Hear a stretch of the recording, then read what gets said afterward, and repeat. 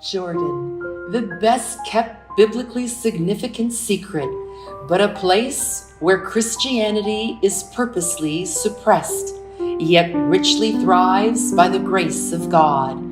The very place where God created the world in Genesis.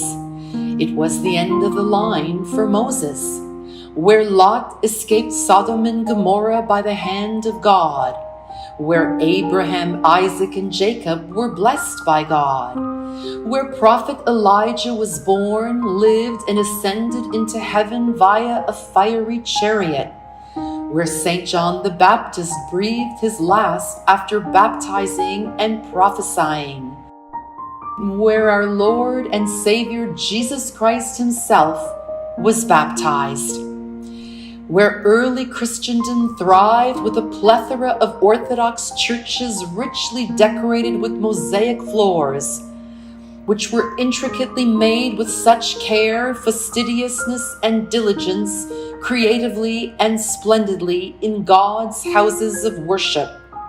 Jordan was initially a Christian land, not a Muslim one at all. And that Christianity is palpably felt to this very day thanks to the active Orthodox Christians, priests, monastics, and bishops who are committed to living the spiritual life according to the Holy Fathers, continuing the apostolic succession, who walk in an exemplary fashion in faith in our Lord and Savior, Jesus Christ, where the prophets of the Old Testament exhorted the people and apostles of the New Testament preached the word of God far and wide. Jordan, the best kept secret of ancient Christianity and Christendom, with profound biblical relevance, holy sites, and inferences for us all.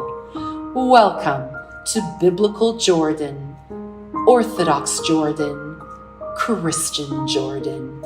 Best and God bless, Queen of the South.